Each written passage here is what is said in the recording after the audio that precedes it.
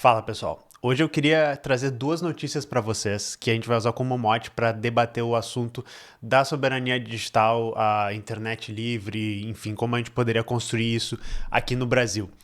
E eu quero aproveitar esse vídeo exatamente para fazer isso, porque a gente poderia chegar aqui e dizer assim: o Google fez uma cagada, o Google está sendo malvado, ou o governo dos Estados Unidos está sendo malvado e imperialista, e a gente podia acabar o vídeo aí.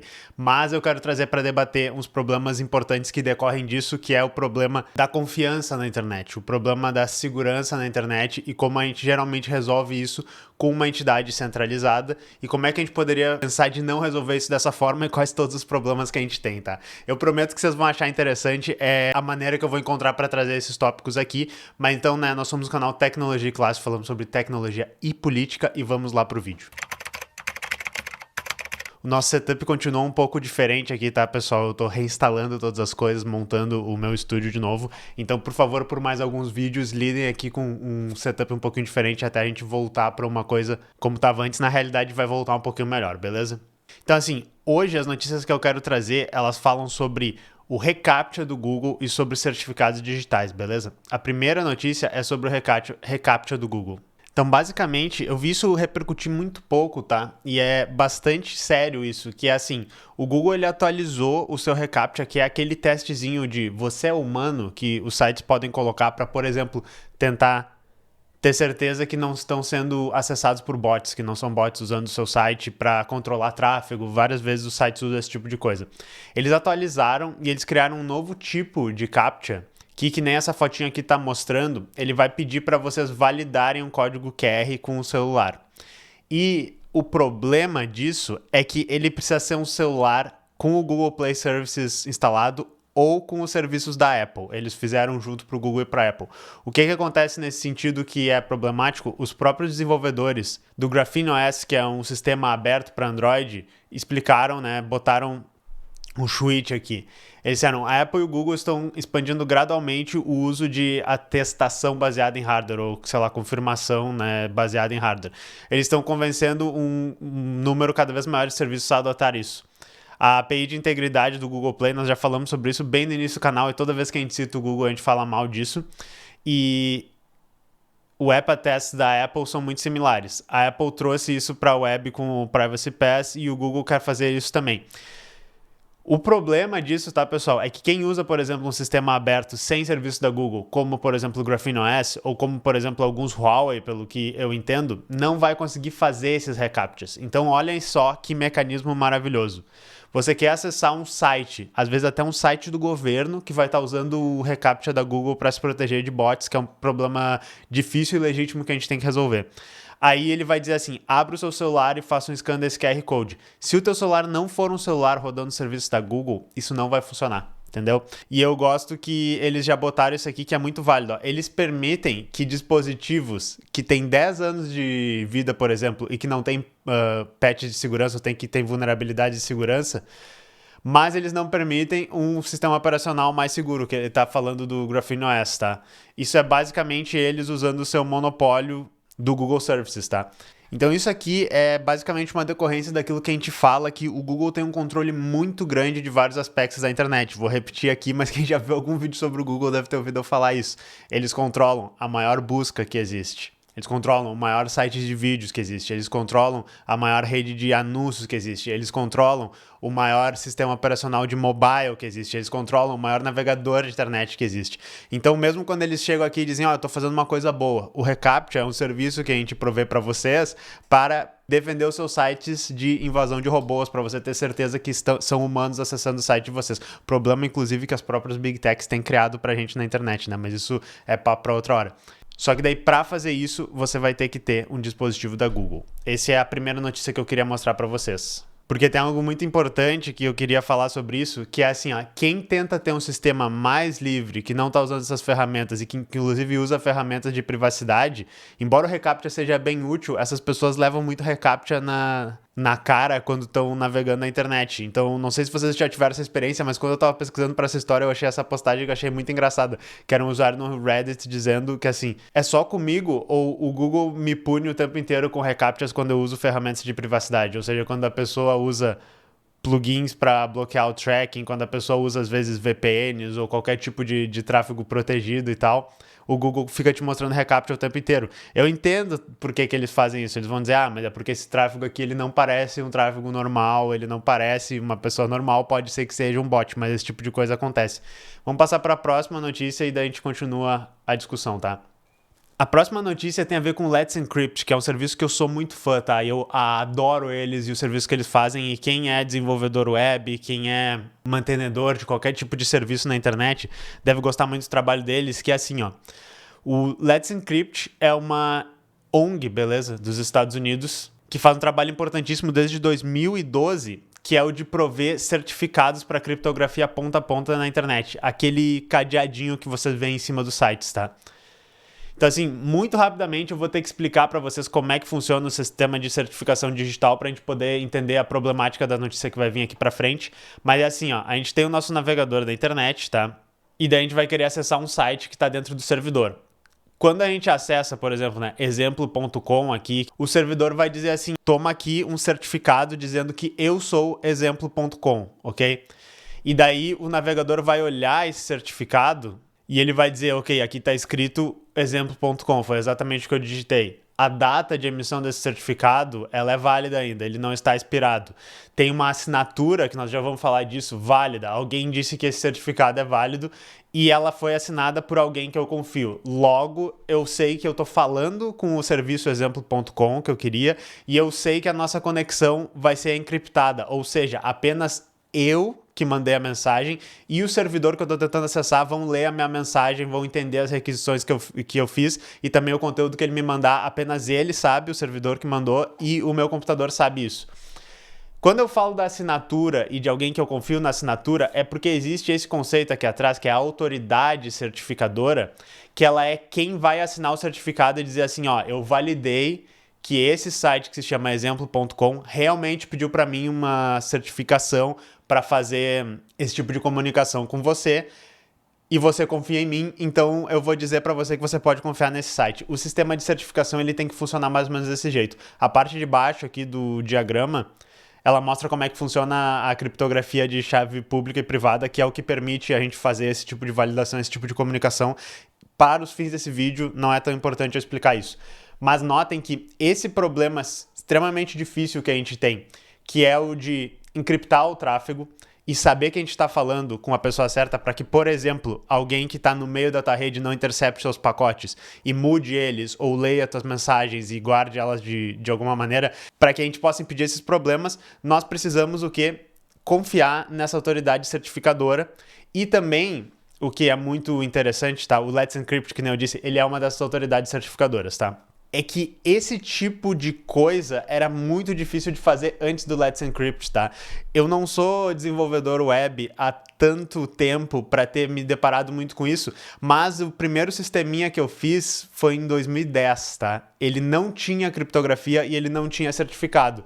E um tempinho mais para frente, eu acho que lá por 2013, 2014, quando eu comecei a fazer os meus sites, eu procurei como é que eu boto, né, um cadeadinho, como é que eu boto criptografia nisso aí. E já estava começando o Let's Encrypt, mas eu lembro que eu cheguei a comprar um certificado da Start SSL, eu acho que era o nome da empresa, e era comum, tá, que para ter criptografia antes de ter o Let's Encrypt, que faz esse serviço gratuitamente de uma maneira bastante facilitada, se eu tivesse que pagar de $5, que eu acho que foi o que eu paguei na época, até centenas de dólares para ter certificados válidos e que precisam ser renovados de tempos em tempos. Aí outra coisa que também é importante é que para esse sistema funcionar, vamos voltar para o diagrama, o nosso navegador, tá, ele precisa ter uma listinha dos certificadores que ele confia e essa listinha também, o certificado desses caras, ele tem que estar válido, ele expira com o tempo, então a gente tem que sempre atualizar nossos navegadores, atualizar nossos sistemas operacionais para que a gente tenha essa listinha de quem a gente confia mais atualizada.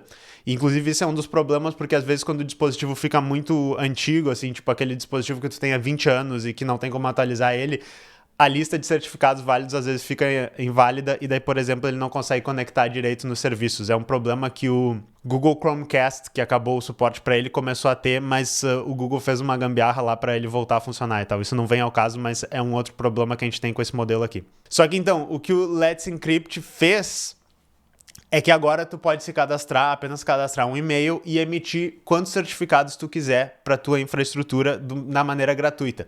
Isso foi revolucionário, tá, pessoal? Porque quando eles fizeram isso, não existia mais o incentivo econômico para as pessoas, por exemplo, deixarem o site sem criptografia. Então esse método permitiu que todos os sites da internet hoje tenham um cadeadinho, usem criptografia, né, e façam a comunicação da maneira mais segura possível. Porque na realidade, tá, pessoal, o problema que a gente tinha que resolver aqui é que emitir um certificado é trivial. Vocês podem rodar um software de criptografia e daí vocês emitem um certificado que pode ser usado para assinar documentos. Porém, o problema que a gente tem é que a gente tem que emitir um certificado que está numa autoridade de certificação válida que está dentro dos navegadores, dos dispositivos, dos softwares que vão acessar a internet. Então, esses certificados validados por uma entidade pica, né, que funciona, que está sendo distribuída, eles não são fáceis de tu conseguir. As pessoas geralmente tinham que pagar eles, ser uma entidade governamental. Mas o que o Let's Encrypt fez foi que eles conseguiram fazer uma entidade certificadora que distribui gratuitamente para todo mundo, e daí eles basicamente, né, eu odeio quando uso essa palavra, mas vou usar, ajudar a democratizar o cadeadinho lá. A maioria dos sites usa criptografia. Qual é a notícia, tá? Depois de todo esse tempo explicando, tá? O Let's Encrypt mudou levemente seus termos, e eu vi isso nessa notícia aqui, para banir o seu uso em territórios que foram sancionados pelos Estados Unidos. Basicamente, o que isso quer dizer é que agora na Rússia, no Irã, provavelmente Cuba e outros países que os Estados Unidos decidam que vão sancionar, não dê mais para fazer o uso desses certificados.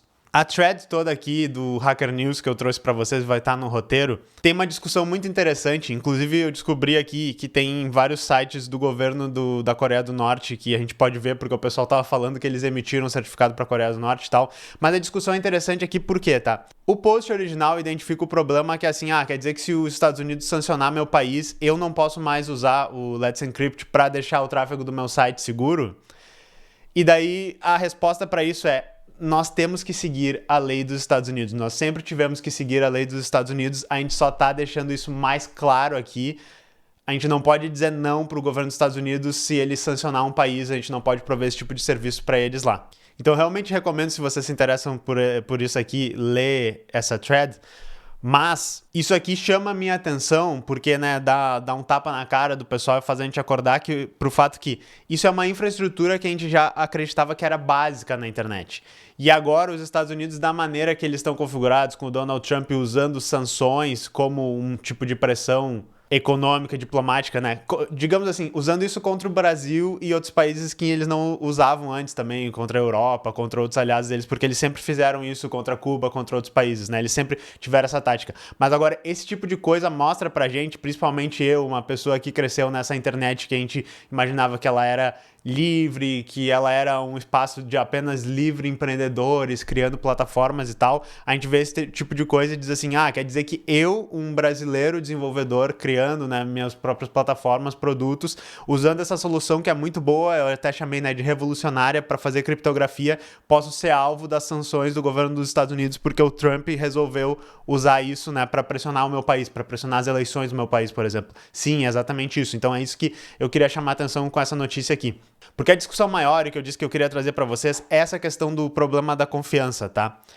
O problema que os CAPTCHA resolvem, que os certificados digitais e várias outras ferramentas resolvem, essas ferramentas que são ferramentas básicas para a gente criar uma internet livre, estou sempre botando entre parênteses aqui, eles são inerentemente muito difíceis de fazer quando a gente tem um órgão centralizador que ele é enfraquecido ou a gente não confia nele, tá? Porque geralmente a solução de todos esses problemas, ela vai delegando e a gente chega ao ponto que a gente diz assim, esse órgão aqui, essa pessoa, essa instituição tem o poder de decidir e daí ele vai delegar esse poder em camadas. Aquele diagrama lá que mostrava os certificados, basicamente se a entidade certificadora disser que uma coisa vale, a gente aceita que essa coisa vale. É um sistema distribuído em níveis, é um sistema que está em vários dispositivos, mas é basicamente isso. Uma entidade certificadora vai dizer que uma coisa vale, ela vale. Se ela disser que não vale, não vale.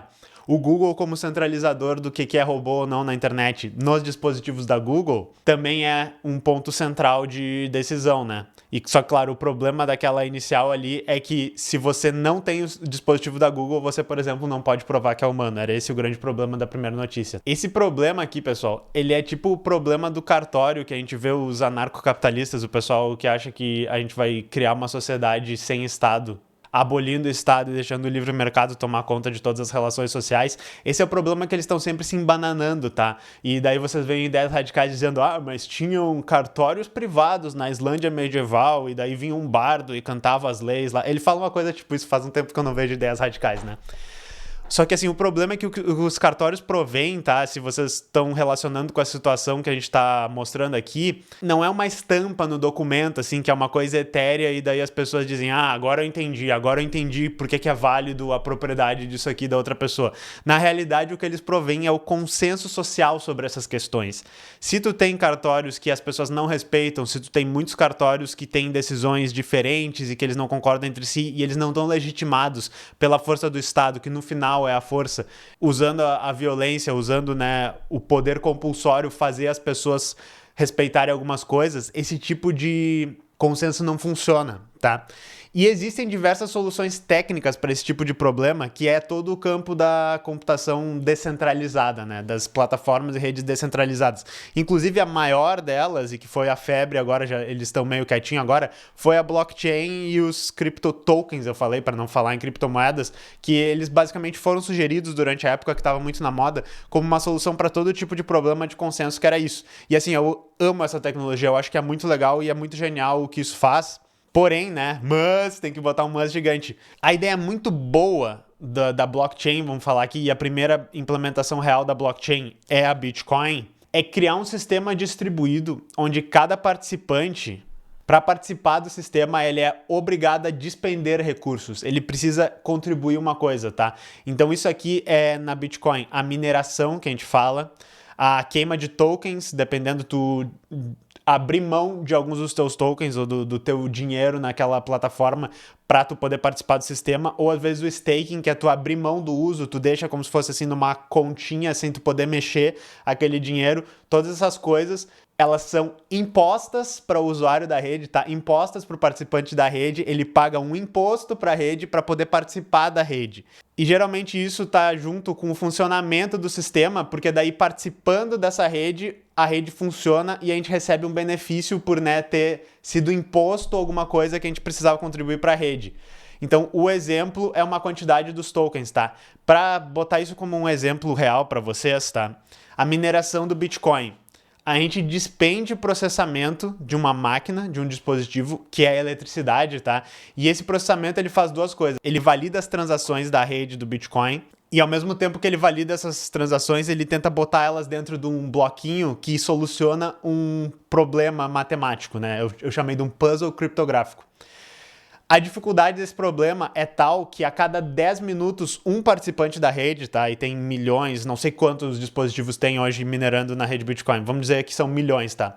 A cada 10 minutos um participante vai conseguir resolver esse problema e daí por resolver esse problema vai ganhar um prêmio, tá? E assim, não tem como copiar a solução dos outros, tá? Esse é o grande problema. É como achar uma agulha num palheiro, é como ser sorteado quando alguém resolve o problema. Mostra, é fácil de ver, ok, o problema foi resolvido, mas não tem como copiar a resposta da pessoa. Um dia eu vou fazer um vídeo bem em detalhes explicando todo o protocolo da blockchain, tá? Aí a pessoa resolve, ganha um prêmio apenas, né, se ao resolver esse problema as transações são válidas. E daí vai entrar um bloquinho novo na rede e diz, foram essas transações que aconteceram na rede. Isso cria uma comunidade onde cooperar beneficia todo mundo e também beneficia o indivíduo que vai ganhar o prêmio se ele fizer tudo certinho. Se ele vai ganhar as suas bitcoins da mineração, se ele não mentiu na validação das transações, se todo mundo conseguir olhar e validar também que aquela validação dele funcionou. E como a gente tem que despender o nosso processamento para participar dessa rede, se eu quiser entrar para escaralhar a rede, para mentir, para fazer o negócio não funcionar, eu também preciso estar despendendo o meu processamento, a minha eletricidade. Só que como eu estou escaralhando, como eu estou avacalhando, e a maioria das pessoas não está escaralhando, não está avacalhando, eu vou estar gastando meu processamento, minha eletricidade, e eu não vou estar ganhando benefício, tá? Então esse é o balanço que faz as redes descentralizadas funcionarem. Você precisa ter mais pessoas fazendo a coisa certa, você precisa ter mais pessoas despendendo o seu trabalho e esperando um benefício de volta disso do que pessoas tentando avacalhar, tá? Só que se as cripto resolvessem o problema, por que a comunidade de criptomoedas no geral é a terra da discórdia, é a terra dos golpes, dos esquemas de pirâmide, tá? Por que será que isso acontece?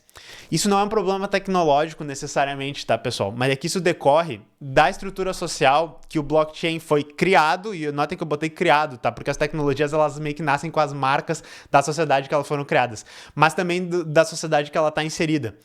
Se o incentivo financeiro, tá? Se a tokenização de tudo e o valor financeiro que a gente ganha desses tokens, seja para a gente fazer a validação de identidade das pessoas, de uma instituição, seja para que é que a gente está usando essas soluções. Se isso é o centro das relações que a gente tem, quem tem o poder financeiro sempre vai ter uma vantagem com o resto da rede. É basicamente isso que acontece, tá? Parece que as criptomoedas, os criptotokens seriam o lugar onde a gente poderia criar comunidades onde o dinheiro não manda. Só que o dinheiro é o centro de todas as relações quando a gente usa esse tipo de plataforma, e ele sempre acaba corrompendo todas essas relações, por mais bonita que sejam as tecnologias. Não quer dizer que a gente nunca possa usar esse tipo de tecnologia, que elas não possam ser úteis, mas essa é a crítica que eu sempre faço a isso, e vocês vão conseguir achar vários exemplos nas notícias, no que está acontecendo, que vão pelo menos corroborar, ou que vocês pelo menos vão poder partir dessa análise para entender o que deu errado com esses exemplos, beleza? Porque agora eu quero fazer a conclusão e eu quero voltar para o Google e para o Let's Encrypt. Vocês já se perguntaram por que os Estados Unidos têm a internet aberta para todo mundo? Por que os sites dos Estados Unidos são os sites mais livres e mais difundidos? Eles não bloqueiam a internet deles para nenhum país. Não está bloqueado em Cuba, não está bloqueado na China. Quem bloqueia são, né, os outros países, geralmente. Porque também o governo dos Estados Unidos ele financia projetos abertos de segurança da informação, de privacidade, de criptografia. Será que é pra gente conseguir resistir melhor à dominação deles? Não é bem assim, tá, pessoal? O problema difícil que a gente estava tentando resolver, que eu tô falando aqui desde o início, é que, assim, por exemplo, a gente precisa lidar com tráfego falso e malicioso na rede. O Google nos ajuda a fazer isso, e daí a gente usa o Google. A gente precisa criptografar o tráfego HTTP e o Let's Encrypt nos ajuda a fazer isso, daí a gente usa o Let's Encrypt. Ambas essas instituições, elas têm os seus próprios interesses. O Google muito mais maléficos, né? O Google é evil hoje, beleza? O Let's Encrypt eu acho que não. O Let's Encrypt é uma ONG, é um negócio mantido pela comunidade, eu gosto deles, tá? Mas ambas têm os seus próprios interesses e estão sujeitas aos interesses econômicos, às leis, né? E, portanto, aos interesses políticos dos Estados Unidos da América. A questão, né, que eu falei de por que os Estados Unidos não se importa de deixar a internet deles 100% aberta, e eles até exportam muitas vezes tecnologias que ajudariam os outros países a, sei lá, combater o imperialismo deles, é que existe essa mentira de que a internet é livre, de que ela é 100% técnica, mas isso funciona muito bem para os Estados Unidos porque as marcas de nascimento da tecnologia da internet, da tecnologia da computação, elas estão intrinsecamente ligadas à sociedade dos Estados Unidos, aos interesses de hegemonia dos Estados Unidos, a hegemonia cultural e tecnológica deles e aos interesses imperialistas deles. Isso quer dizer, tá? E fica muito mais fácil de entender no momento político atual, que essas ferramentas e essas soluções de segurança que eles tão altruisticamente dão pra gente, elas também constroem uma dependência e elas constroem uma ferramenta que pode e vai ser usada contra a gente. E é basicamente esse o tópico do vídeo que eu queria mostrar pra vocês. Nós precisamos resolver problemas extremamente difíceis na internet. Resolver eles de maneira centralizada funciona. Resolver eles de maneira descentralizada pode funcionar também. Eu expliquei para vocês como poderia acontecer isso. Porém, hoje nós resolvemos eles de maneira centralizada na tecnologia dos Estados Unidos. E eu sei, tá, pessoal? Eu sei que tem pessoas que não gostam de várias coisas que o governo do Brasil faz, que quando eu falo de soberania tecnológica, vocês digam, mas olha aqui, todos os momentos que o governo fez merda, todos os problemas que a gente podia ter. Eu sei, esses são problemas diferentes que a gente tem que resolver também. Eu sei que hoje o governo, ele é um instrumento da burguesia para tentar conciliar, para tentar manejar a revolta da classe trabalhadora. Eu sei de todos esses problemas, mas o que eu tô mostrando para vocês é que hoje a nossa tecnologia depende de ferramentas centralizadas nos Estados Unidos. Esse é um problema mais imediato que tá nos defrontando, beleza? Esse vídeo, então, ele é contra tudo que a gente tem de tecnologia dos Estados Unidos. Vai vir um comentário aqui e vai dizer: ah, você quer que eu não use nenhuma tecnologia? Então volta para a Idade da Pedra, não use o seu computador que foi feito nos Estados Unidos, não use esse serviço da Google que você está, que foi feito nos Estados Unidos. Não é isso, tá, pessoal? Porém, eu tô mostrando mais um aspecto daquela listinha que eu falei para vocês no vídeo anterior. Lembra que eu disse, vamos fazer uma listinha do que a gente precisaria para ter soberania digital, do que a gente precisaria para o nosso país desenvolver suas próprias tecnologias. Isso aqui é mais um item dessa listinha. E essas duas notícias que eu trouxe, que eu acho que repercutiram um pouco na mídia, então, elas mostram a dificuldade e o tamanho do buraco que a gente tem para resolver. Beleza? Espero que vocês tenham curtido. Eu sei que ficou uma viagem, uma mescla de conceitos, mas como sempre, eu tô tentando introduzir umas coisas para vocês poderem expandir a discussão. Então, por favor, usem os comentários, mandem sugestões do que vocês concordam, não concordam, digam o que vocês acharam e a gente se vê na próxima. Falou!